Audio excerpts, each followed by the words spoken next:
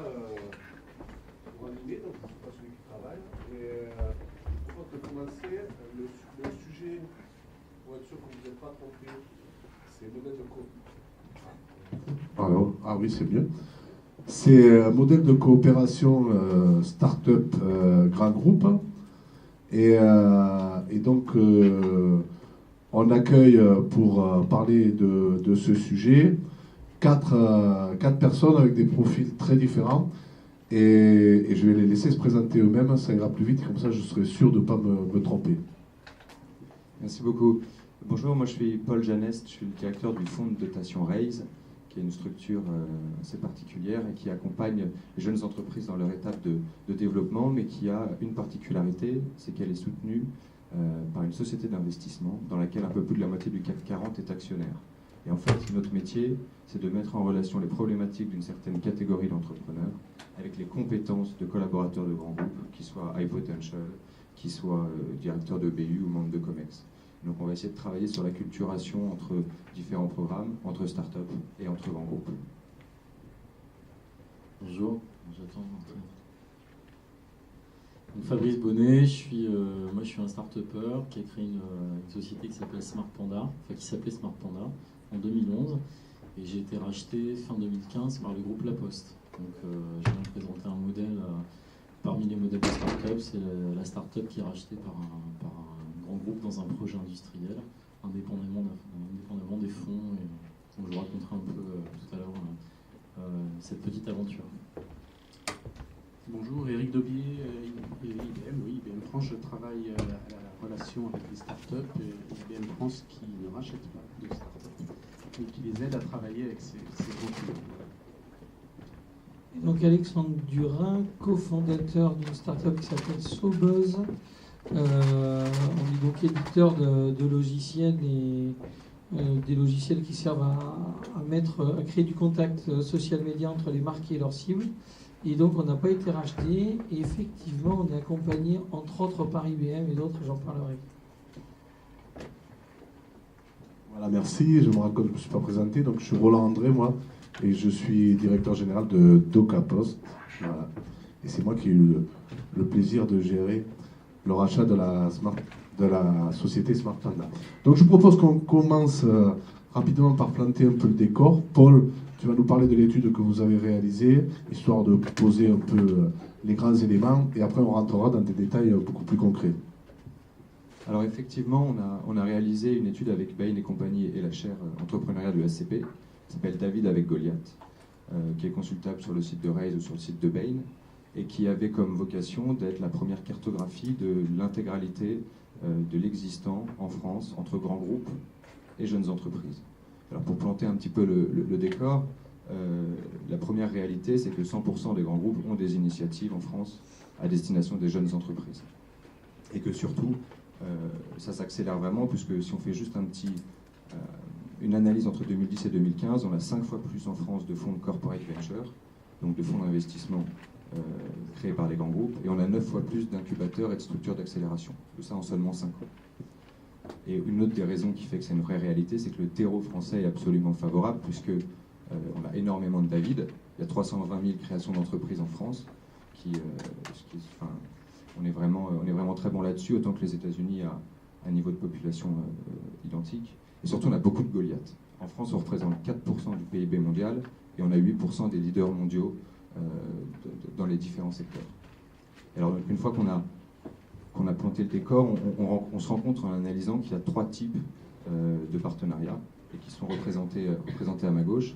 Il y a ce qu'on va pouvoir mettre dans la catégorie parrainage, qui va être, on va dire, la partie la plus soft, qui sera les initiatives, les prix, les événements, qui sera les programmes de mécénat de compétences qu'on peut rencontrer dans des grands groupes, et qui seront tout un tas de relations qui n'engagent pas soit capitalistiquement, soit commercialement la relation entre les deux entités. Le deuxième type de relations, c'est ce qu'on appelle les relations plutôt partenariales, où là ça va être soit d'un côté les lieux qui accompagnent, incubateurs, accélérateurs, avec une logique soit de co-créer ensemble, soit de créer des relations clients-fournisseurs, soit d'embarquer des collaborateurs des grands groupes dans des démarches d'innovation avec des startups, et évidemment la relation commerciale pure et dure, avec un objectif qui est soit un ROI à court terme d'innovation, un nouveau type de chiffre d'affaires qu'on pourrait rencontrer. Et voilà, tout ça, vraiment, on est dans une logique commerciale. Et enfin, dernier point, c'est la logique, on va dire, capitalistique, et c'est les relations plutôt d'investissement financière, avec deux catégories. Soit les corporate ventures, qui sont donc des fonds dédiés au sein des grandes entreprises dans l'investissement de start-up, qui en général se limitent à des tickets minoritaires ne dépassant rarement 15-20%. Et puis on a aussi des activités de M&A un peu plus classiques où des business units décident de racheter des jeunes entreprises comme il y en a là, ou tout simplement de prendre des participations minoritaires de manière assez opportuniste. Voilà. Voilà, donc tu nous as parlé des différents modèles. On va peut-être illustrer ça maintenant, en commençant peut-être par toi, Alexandre, qui explique un petit peu ce que tu fais et surtout comment... Alors, ok, ce que je fais et comment on se retrouve à collaborer avec les grands groupes. On s'est retrouvé à collaborer avec les grands groupes par le plus grand des hasards, du fait de notre activité qui a commencé en 2011, où en réalité donc on proposait en 2011 tout simplement des jeux sur Facebook, une période où les marques se demandaient mais finalement comment on va exploiter les réseaux sociaux de manière à essayer de créer du business. Il y avait une course aux fans, il y avait une course à la visibilité, il y avait à l'époque de grosses interrogations sur comment transformer le social media en business. Pour la petite histoire, j'étais prof à l'école des mines à l'époque, j'avais une agence web à côté, et j'ai deux élèves qui sont venus me voir en me disant qu'ils avaient gagné un concours à l'innovation et qu'ils avaient développé des applis Facebook qui justement collectaient de la donnée.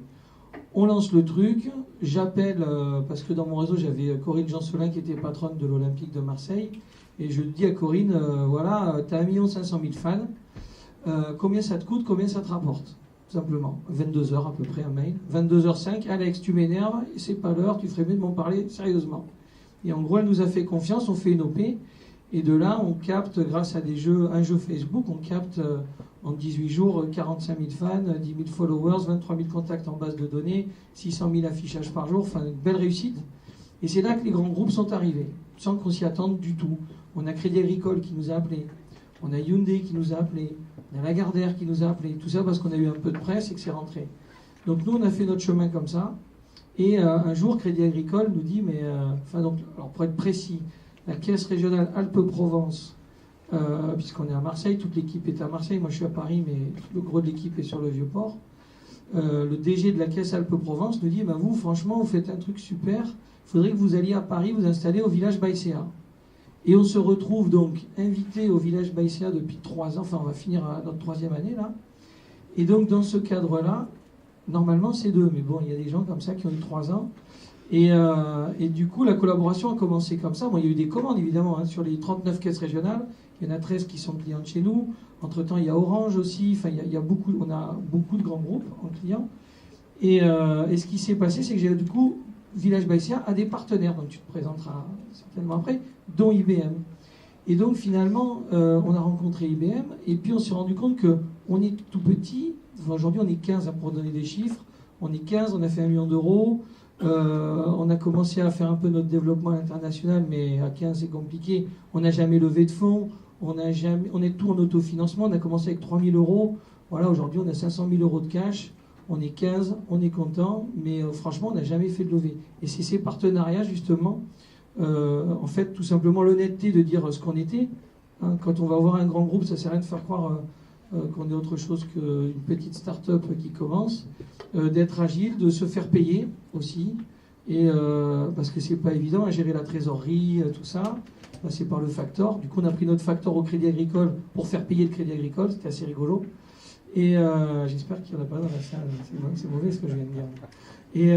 Et voilà. Et donc la petite histoire, c'est ça. C'est qu'on s'appuie et on continue avec IBM et d'autres, je ne vais pas citer tout le monde, à se développer par des collaborations commerciales, par des collaborations technologiques, par du mécénat, comme c'est le cas pour le Crédit Agricole, de la com aussi avec IBM.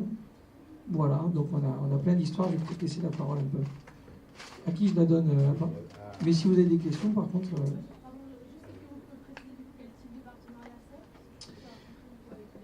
Alors, tu vas le dire du coup, comme ça j'arrête de parler. Vas-y. Bon, je vais me baser sur l'exemple de Sobuzz, mais il est symptomatique de ce qu'on fait régulièrement. Il y a deux notions là que je vais évoquer, mais une plus vite que l'autre, parce que la première notion, c'est travailler avec un partenaire technologique comme Amazon, Google, IBM, Microsoft, etc. Bon, tout le monde veut la start-up dans son cloud parce qu'il y a une chance sur 1000 qu'elle devienne une unicorne et qu'elle vous consomme du cloud de façon exponentielle dans les années à venir. Ensuite, il y a eu Criteo, une chance. Enfin, c'est 3 anciens Microsoft, donc les deux étaient jetés, mais voilà, bon, je ne veux pas me répandre là-dessus. J'ai juste un conseil à dire avec ces personnes qui seront tentées, parce que de toute façon, c'est un passage obligé, IBM le fait, on met 120 000 $ de cloud pour une start-up sur des plateformes qui vous donnent accès à du cloud quasiment illimité, de l'intelligence artificielle, du blockchain, de ce que vous voulez. Bon, bref, il y a matière, et c'est intéressant, et je recommande bien sûr tout le monde de le faire. Mais ce n'est pas l'alpha et l'oméga du partenariat. Donc, moi, ce que je veux vous dire, ce dont je veux vous parler, ce n'est pas du partenariat avec un partenaire technologique, mais c'est ce que pourra vous apporter le partenaire technologique dans votre business. Et ce qu'Alexandre avait bien compris dès le début, on s'est dit, on se parle assez franchement depuis le début, on bouffe dans la même assiette. Donc il faut que l'assiette soit suffisamment grande, et il faut que ce qu'il y a à manger dans l'assiette plaise aux deux parties. Si on n'a pas ça, c'est pas la peine. Donc moi, excusez-moi, je vais être un peu trivial, mais comme disait feu mon grand-père, c'est pas la peine de faire pisser une vache quand même pas envie. Donc s'ils ne veulent pas, eh bien ils ne veulent pas. Mais ceux qui ont compris, on arrive à rentrer dans une démarche de partenariat, et pour répondre à votre question, c'est des partenariats qui sont multiples. J'en ai évoqué un, c'est ils bénéficient du cloud, etc. Là-dessus, on va les accompagner en termes de technologie. Je sais qu'on a discuté ce matin sans dévoiler de secret. Sobuzz, par exemple, veut développer des chatbots avec de l'intelligence artificielle. On a des programmes pour faire ça, on a des experts, on a des gens qui peuvent le faire. C'est pas juste dire je vous donne la techno et c'est gratuit. Il faut aussi se mettre. L'intelligence artificielle, c'est pas quelque chose qui vient comme ça d'un claquement de doigts. Donc c'est une première façon de travailler. Mais la deuxième façon de travailler, c'est que Sobuzz est devenu partenaire. C'est-à-dire qu'en fait, c'est plus une start-up pour nous, c'est un éditeur de logiciels comme d'autres. Et nous en avons plein dans notre partenariat. Et à ce titre-là, il bénéficie de notre réseau des autres partenaires, les vendeurs, les intégrateurs, etc. Mais aussi les grandes entreprises qui sont nos clients traditionnels, les grandes banques, les grands distributeurs, on a été ensemble à des rendez-vous, etc. Donc c'est là que ça devient vraiment pertinent. Et là, il n'y a pas de recette. Je dis toujours, il faut avoir envie, il faut y aller, il faut passer du temps, il faut essayer de ne pas se marcher les uns sur les autres, pas consommer ou perdre le temps de l'autre. Et ça, c'est pas toujours évident, il y a toujours un petit peu de casse à ce niveau-là, mais il y a de la bonne volonté des deux côtés. Et nous, pour être très clair, IBM, nous, on souhaite apporter de l'innovation à nos clients. Et quand on va ensemble chez Carrefour, sans citer de nom, voilà, moi, IBM, j'apporte de l'innovation, j'apporte un truc que je ne sais pas faire, donc c'est génial, mais qui va consommer mon service, mon business, et qui va me permettre d'aller chez Carrefour en étant encore plus fort, puissant et intéressant que je ne l'étais avant. Donc c'est comme ça que ça fonctionne, et honnêtement, ça fonctionne plutôt bien, mais malheureusement, c'est un petit peu du cas par cas. Alors on a essayé d'industrialiser ça, et je vais conclure là-dessus, au travers d'une initiative, on appelle ça un scalairateur, alors marque déposée IBM, j'ai appris ça, ça s'appelle Scalezone, et c'est une offre de service qui fonctionne par promotion, et un industriel, un grand distributeur, une banque, va sponsoriser pendant 6 mois un petit groupe de 5 à 10 startups sur un sujet donné. Par exemple, j'ai cité l'intelligence artificielle, la dernière était sur Internet des objets, peut-être que la prochaine sera sur blockchain, je ne sais pas, on verra. Et l'entreprise va bénéficier de ce savoir-faire pour accompagner ces startups et industrialiser la startup dans son mode de fonctionnement, avec un objectif qui est finalement assez simple à exprimer, mais vraiment compliqué à passer, qui est passer le mur du POC. Quand vous allez en haut d'une tour à la Défense, vous pouvez faire un tour à 360 et vous dire, du haut de ces tours, 100 000 POC vous contemplent. Il y en a eu des dizaines et des dizaines et des dizaines de milliers de POC. Et ça a donné quoi? Je ne sais pas. Des fois ça marche, hein. Mais statistiquement, c'est pas l'extase. Il faut industrialiser, c'est-à-dire que si je fais un POC avec 100 objets connectés, il faut que je pense le million d'objets connectés. Si je fais un POC avec 5 users techno Sobuzz, ce qui peut être le cas au début, il faut que je puisse être capable de dire s'il y en a 5000, ça marchera aussi. Et là, ça devient compliqué. C'est des architectures derrière, c'est des choix technologiques, c'est un certain nombre de choses que je ne veux pas développer ici, mais c'est là-dessus que nous, on intervient avec cette volonté. C'est peut-être en conclusion le conseil que je donnerais aux startups. N'y allez pas en disant j'ai ma techno, elle est super. Allez-y en disant ouais, j'ai une techno super, mais j'ai déjà le coup d'après. Le coup d'après, c'est je sais faire le million d'objets, je sais faire le 5000 users ou le 50 pays à l'international, ou les 20 langues, peu importe. Et voilà, tenez-vous prêt à ça, sinon vous êtes dans la masse et vous êtes finalement pas très différenciant. Je suis allé voir hier une start-up, j'étais désespéré, ils avaient une techno géniale. J'ai tendu des perches sur tous les étages, rien. Pas de gestion des API, pas de business model clairement établi, pas de relation avec les grands comptes. Tant pis. En une phrase, IBM, rien que d'avoir le logo IBM quand tu es une start-up, tu vas voir Carrefour, puisqu'on a donné le nom, ou autre, ou Casino, peut-être, voilà, et que Crédit Agricole, on peut le dire, et autres, quand tu as le logo IBM, bizarrement, le DSI, il te parle plus pareil. C'est vachement drôle. Et puis, non, mais c'est simple, hein. C'est pas plus compliqué que ça. Il ne faut pas que ce soit que ça. Et on a bien vu que c'était pas que ça. Donc là, on voit bien un modèle, mais finalement, puis je vais laisser parler Fabrice, puis après, j'aurai une question à vous poser. Donc Fabrice, c'est un autre modèle, toi, que tu vas nous expliquer par rapport un peu à l'introduction de Paul, ces différents modèles. Toi, comment tu as vécu ton histoire et surtout, essaie de faire passer quelques conseils. Puis après, je reviendrai vers toi pour dire comment ça a marché. Donc, en fait, moi, le modèle, il est différent. C'est-à-dire que là, vous avez une start-up qui vit en partenariat avec un grand compte. Le modèle que moi, j'ai choisi, il m'est un peu tombé dessus, c'est de devenir un membre d'un grand compte en étant une start-up. Donc, pour la petite histoire, moi, je suis un serial entrepreneur. J'ai pas mal de sociétés. Et à la base, j'avais une agence de com qui travaille notamment pour la FNAC et quelques grands groupes. Et à chaque fois que j'avais des petites sociétés qui venaient me voir, j'arrivais pas à travailler pour elles parce que j'étais trop cher. Ce que je proposais, c'était pas adapté. Et avec l'arrivée des réseaux sociaux, je me suis dit, les petites sociétés vont avoir des outils pour pouvoir exister sur le web, faire des affaires. Je me suis rendu compte que c'était pas le cas parce que les réseaux sociaux, sont des jungles déclaratives. Et en fait, on ne sait pas vraiment à qui on a affaire en face, on n'a aucune garantie. Et du coup, j'ai une idée toute bête, comme c'est souvent le cas, c'est comment créer un réseau social pour faire des affaires qui soient sécurisées et confidentielles. Et je suis allé voir un monsieur qui était à la tête d'Infogreffe, qui est parti depuis, qui s'appelle Dominique Marollo. Et sur un coin de table, dans un salon, on a signé un partenariat. Et j'ai monté une start-up à partir de ça. Et ce qui est marrant, c'est que cette start-up, je l'ai fondée en 2011, mais j'ai eu l'idée en 2009. Et j'ai fait pas mal de maquettes, et dessus, j'avais imaginé un partenariat avec un grand compte. Et ce partenaire, c'était le groupe La Poste, en 2009. J'ai été racheté en 2015. Donc ça veut dire quoi? Ça veut dire que nous, on a fait un mariage. Là, on a des personnes qui sont célibataires et qui font un bout de chemin ensemble. Et moi, je me suis marié. Donc un mariage, ça veut dire pas mal de choses. Ça veut dire notamment que tout le monde est d'accord. Ça veut dire qu'on s'aime beaucoup et qu'on a des valeurs en commun. En fait, moi, ce que j'ai découvert, ce que je connaissais, parce que je connaissais le groupe La Poste, il y avait des facteurs qui ont payé mes études, et donc je connaissais un peu la maison. Il y avait des valeurs que je partageais, que je savais que le groupe avait. Et du coup, ce qui s'est passé, c'est qu'on a été voir le groupe La Poste plusieurs fois pour leur présenter notre modèle. On avait affaire à un service innovation, ça s'appelait la DIDES à l'époque, la direction d'innovation. Et on allait tous les ans pour faire à peu près la même présentation pour avoir le même résultat, c'est-à-dire aucun résultat.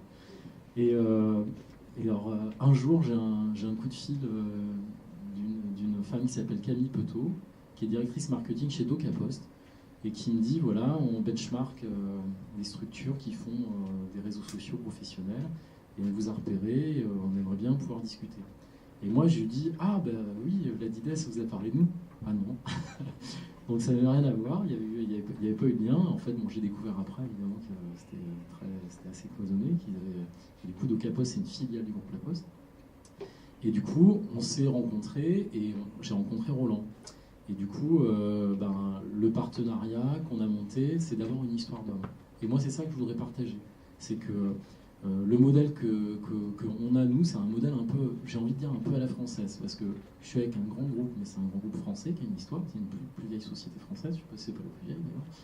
et qui est un ancien service public, qui est toujours un service public pour une partie de ses activités, une grande partie encore.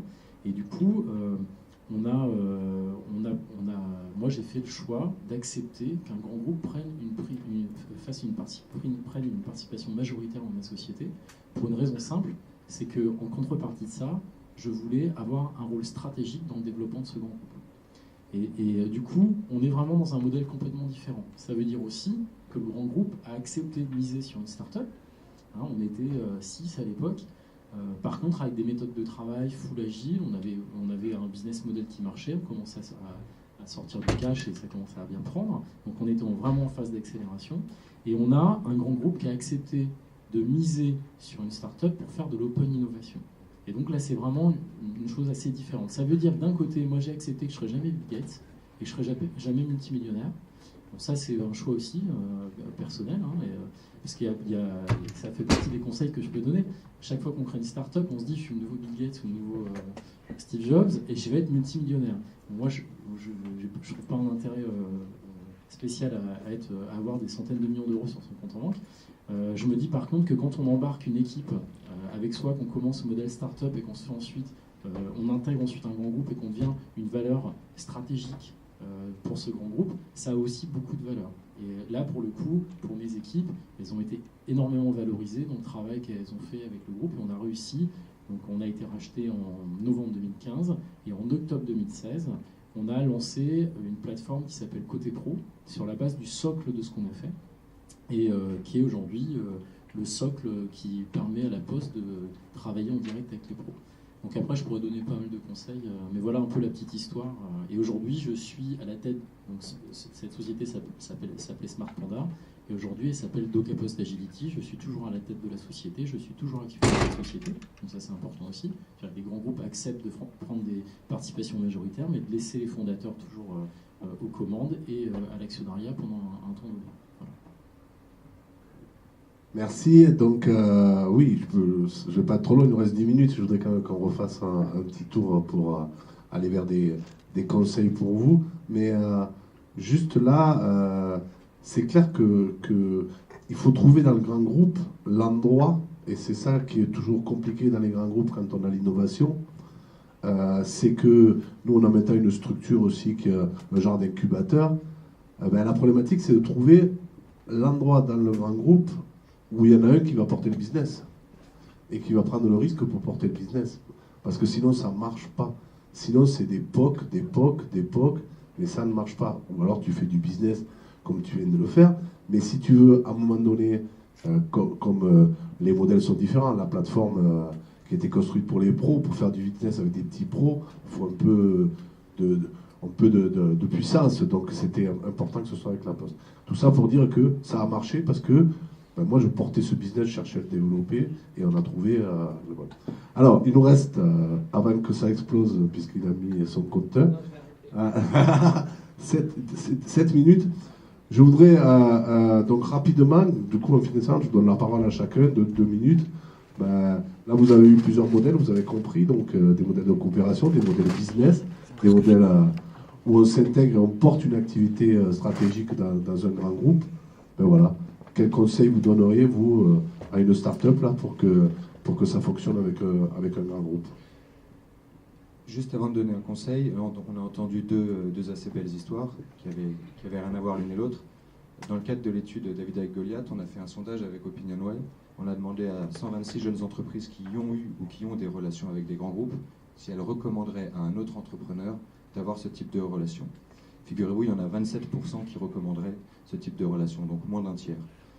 Donc là, effectivement, c'est des belles histoires, mais si on compare avec une masse un peu plus grande, c'est pas la même chose. Les deux raisons principales, c'est le déséquilibre dans la relation. C'est des grands groupes qui ne veulent pas payer, tu as évoqué le paiement, des grands groupes qui ne savent pas décider, qui demandent à des entrepreneurs de faire tout un tas de choses, de pivoter systématiquement pour au final dire non. Ça, c'est le sujet plutôt de la culture qui est pour moi le premier point réglé. Et le deuxième sujet, qui est le sujet de la lenteur, dont on parle tout le temps, du timing. 6 mois pour Smart Panda, tous les ans quand tu as été voir la Poste, c'est 10 ans pour la Poste. On peut mettre 18 mois à signer un POC, le POC dure 3 mois et à la fin le grand groupe dit non, finalement on n'y va pas. On peut rencontrer 25 personnes différemment avant de trouver la bonne personne, et tu l'as dit, mais si seulement c'était facile, la gouvernance était lisible au sein des grandes entreprises, mais c'est hallucinant en termes de développement de chiffre d'affaires et même de relations, tout ce qui pourrait changer. Donc pour moi, le premier frein, le plus important, c'est vraiment la culture, c'est des gens dans les grands groupes qui savent de quoi ils parlent, embaucher des anciens entrepreneurs, mettre à la tête des grands groupes des gens pour qui l'innovation est primordiale, qui peuvent penser à long terme, une stratégie à 5-10 ans et non pas un ROI à 6 mois, 1 an. Et voilà, et je pense qu'il y a encore un peu de boulot, mais c'est vraiment culture pour moi. Je partage vraiment ce point-là parce que je reçois énormément de startups, parce que je reçois tout le monde, parce que je suis très curieux et ça enrichit.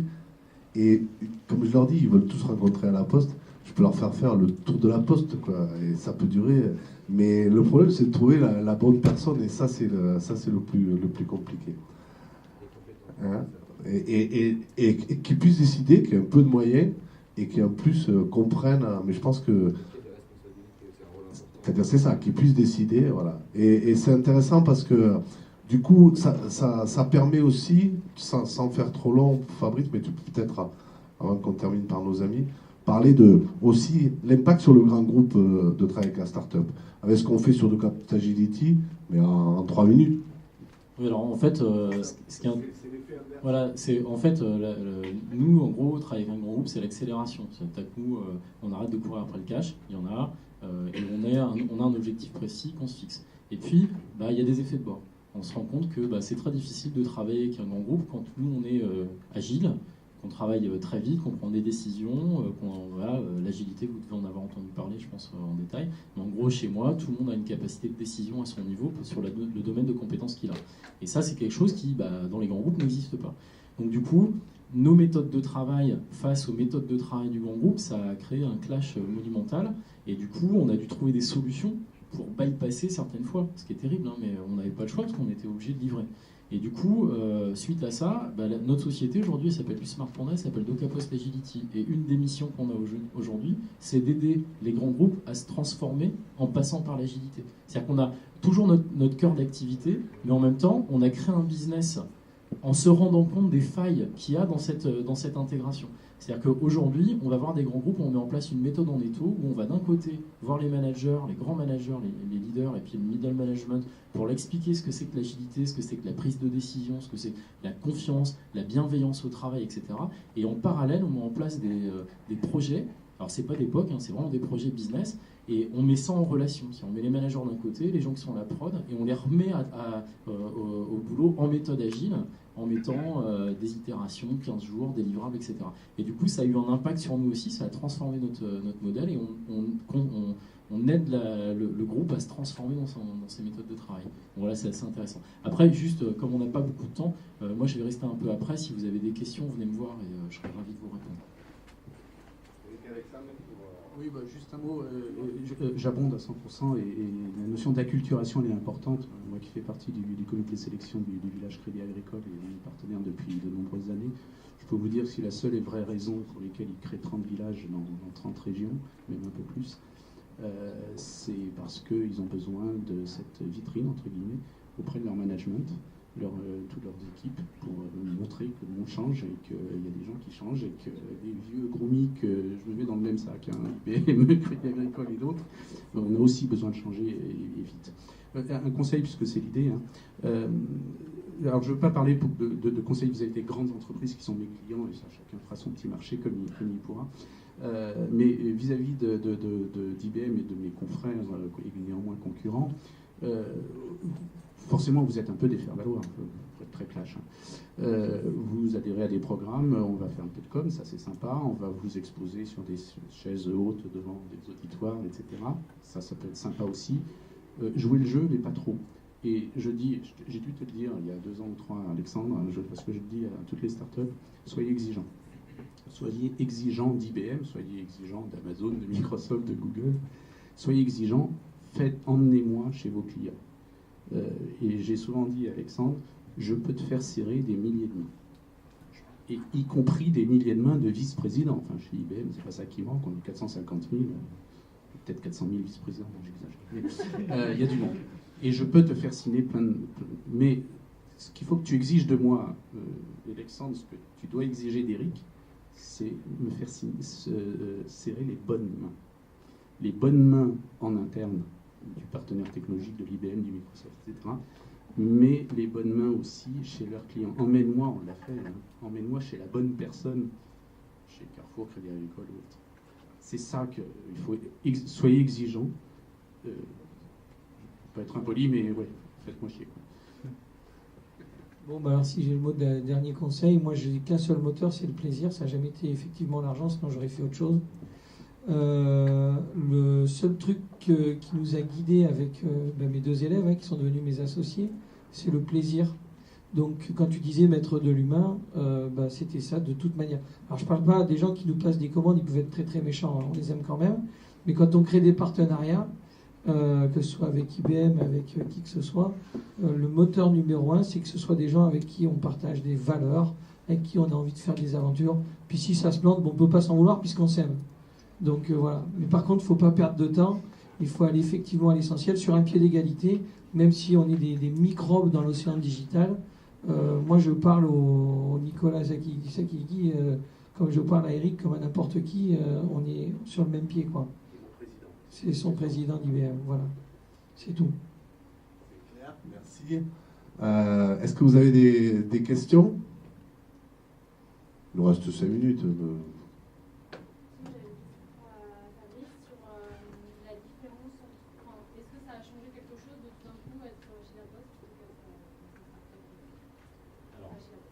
Forcément, ça a changé quelque chose. Déjà, je me suis retrouvé, j'étais le grand patron chez moi et j'ai eu un patron dessus de moi. J'ai de la chance, c'est Roland, et on s'entend hyper bien, on est même devenus amis aujourd'hui, je pense. Hein. Donc du coup, c'est facile, je pense que c'est peut-être pas toujours pareil pour tout le monde. Après, il a fallu que je m'adapte, et il a fallu que Roland s'adapte. Donc ça, c'est assez rigolo. Roland, il n'y a pas longtemps, on a fait un séminaire, il est arrivé et il m'a dit « Attends, je sais pas ce que tu présentes. » Alors que c'est un séminaire stratégique pour l'entreprise, et il me fait confiance. Et d'un autre côté, Roland, aujourd'hui, c'est lui qui me donne aussi certaines fois les directions, parce que dans un grand groupe, il faut savoir naviguer. Et moi, je suis vraiment une plure pour ça, je sais pas faire. Donc Roland, il me dit attention, là, ça sert à rien, là, il faut y aller, etc.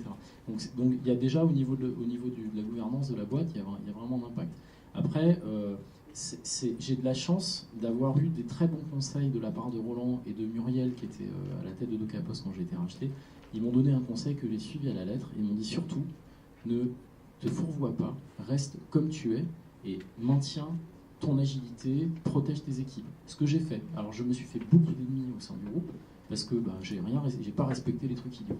Et ce que tu disais, le plaisir au travail, je l'ai maintenu. Et aujourd'hui, j'ai un turnover de 0. J'ai tous mes gars, personne ne part parce qu'on travaille en bonne intelligence et on se marre.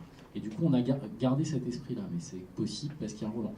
Une de mes craintes, c'est si jamais Roland s'en va, je sais pas, ce sera peut-être différent, j'en sais rien. Mais bon, en tout cas, on n'allait pas. Je pense que c'est vrai, c'est des rencontres, mais vous l'avez tous dit. Hein, donc, mais au-delà de ça, je pense qu'il y a une vraie volonté de plus en plus, et moi je parle là pour DocaPost, on rachète pas mal d'entreprises, de les laisser vivre. Et en plus, en province en plus. Et ce qui est bien. On n'en a pas encore acheté à Marseille.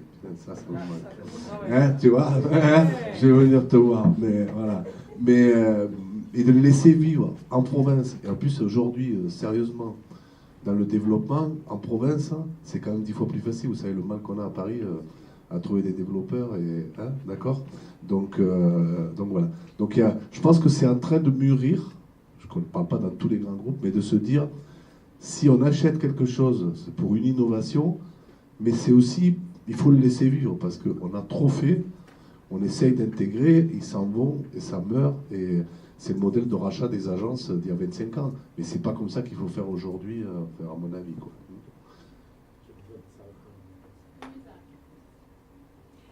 Moi, j'aurais une question. Je ne sais pas s'il y a un représentant de Pacte PME ici. C'est une vieille lune sur l'internationalisation. Donc, c'est des très belles histoires. Et comme vous l'avez précisé, c'est des histoires individuelles. D'accord ? Donc, je voudrais savoir s'il y a des exemples, je ne sais pas s'il y a des gens de Pacte PME, et de choses qui soient un petit peu plus institutionnalisées sur le fait d'emmener des starts ou des PME à l'international quand on est un grand groupe? Parce qu'il y a le CAC 40 qui exporte, il y a le SBF 120, et puis après c'est un peu mort de Tu veux peut-être en toucher un mot, Paul? Alors il y a des initiatives, mais qui vont être plutôt publiques. C'est ce que fait Business France et son idée, c'est d'aller implanter. Oui, mais ils ont aussi des équipes qui, dans les différentes villes et les différents pays, ont pour métier d'aider les startups françaises à s'implanter là-bas. C'est pas le fonctionnement du levier grand groupe.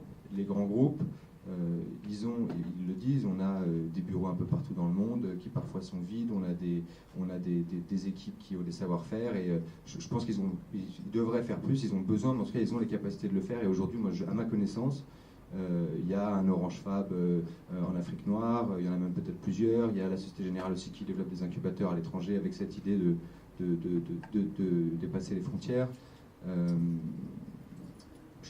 Très franchement, je ne connais pas en tout cas d'organismes privés où les grands groupes ensemble vont accompagner des startups à l'étranger. Il y a plein de learning expedition, il y a tout un tas de choses, mais structuré long terme avec une volonté de créer de la vraie valeur, aujourd'hui, moi, j'en connais pas. Bon, je ne peux pas dire que j'en connais non plus, si ce n'est que nous, en tout cas, c'est ce qu'on essaye de faire. Et c'est la raison pour laquelle on s'est calé un peu derrière IBM, pour un truc qui soit dimensionnable en mode ça pousse fort.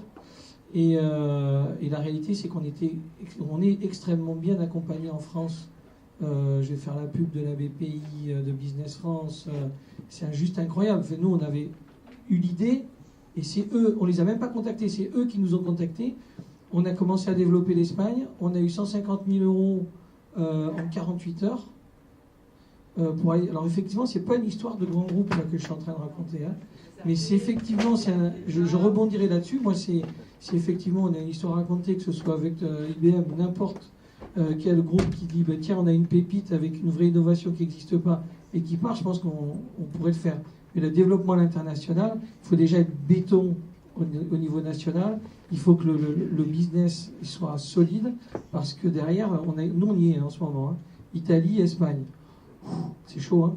Oui, c'est cher et c'est compliqué. Si ce n'est que dans matière d'innovation, aujourd'hui, on sait que dans les théâtres d'innovation, il y a une innovation qui va naître en Europe de l'Ouest ou en France. On va avoir la même en Amérique du Nord. On va avoir. Donc là, moi, je pense que les lignes rouges en matière d'innovation, ça c'était vrai avant, en matière d'internationalisation, d'être en effet fort sur son marché. Je pense qu'aujourd'hui, les lignes bougent énormément. Et quant à la levée de fonds sur les systèmes BPI, et puisque ça a fusionné, c'est lié aux fonds propres. Et c'est pas forcément évident aujourd'hui pour des startups, voire des PME, parce que de toute façon, c'est quand même lié aux fonds propres. Je plus soit ce qu'elle dit, madame. Juste pour je finis. La Poste, elle organise quelque chose d'intéressant, c'est qu'elle va à Las Vegas tous les ans et qu'elle embarque des entreprises avec elle, notamment des startups. Donc après, ça peut permettre de développer du business. Enfin, après, je vous rejoins, mais je suis assez d'accord, on a quand même une super organisation. C'est pas l'alpha et l'oméga, mais ça participe. Mais je suis d'accord qu'on est souvent sur des marchés très français. Vous allez en Irlande, vous allez sur des tout petits pays avec des tout petits PIB, Corée, Irlande, Israël, ça, ils ont. Je peux vous dire, ils nous mettent quelques longueurs sur le sujet. Je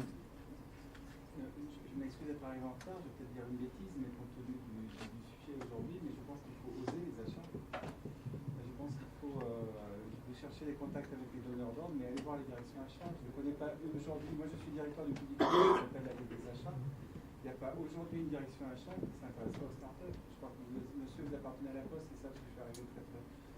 On connaît un certain nombre de personnalités au sein de la Poste qui ont des programmes, vous en avez sans doute parlé, mais il y en a d'autres. Je pourrais citer des TCE, je pourrais citer CEP. Et ce qui est très intéressant, c'est que d'un côté, il y a effectivement toutes les structures dont vous parlez pour aider, pour accompagner à démarrer les startups, et en même temps, on est un peu étonné quand on les interroge. Et est-ce que vous faites le lien avec les achats? Ben non, on ne sait pas qu'existe la fonction achat. Alors c'est pour vous dire que maintenant, il y a des liens entre les investisseurs et les directions achats pour précisément accompagner les startups et dans leurs besoins, c'est-à-dire prise de décision rapide, financement, parce qu'il faut, c'est une start, hein, parce qu'on ne peut pas, les temps de décision à 1 an sans argent, les startups elles sont mortes. Hein. Donc ça bouge. Je peux vous dire que, alors avant, l'accompagnement international c'est très bien, il faut aussi que ça s'applique d'ailleurs aux entreprises de taille intermédiaire. Mais c'est un peu pour ça que Les startups, ça bouge quand même. la plateforme... Les achats, s'ils ne font pas d'innovation, ils n'existent plus. ouais, mais la plateforme d'innovation de Comédia, elle fonctionne pour ce que vous venez de dire. Parce que les acheteurs ont vraiment besoin aujourd'hui de trouver des petites sociétés. Et je rappelle que depuis juillet dernier, on a 170 startups inscrites dans la plateforme Comédia. Je vais faire mon mea culpa. Jamais je me suis intéressé aux achats, mais jamais de ma vie. Je suis rentré chez Comédia. Ils sont venus me chercher. Non, mais je vais vous faire un témoignage qui va certainement vous plaire. Je suis rentré chez Comédia. Ils nous ont fait un truc. Et j'ai rencontré des acheteurs incroyables. J'ai compris ce que c'était que le métier d'acheteur. Et là, depuis donc Crédit Agricole, pour qui on bosse déjà, comme je disais, pour 13 caisses sur les 39, ben, on a rencontré des acheteurs incroyables. Et depuis qu'on a rencontré des acheteurs, eh ben, juste tout a changé, quoi.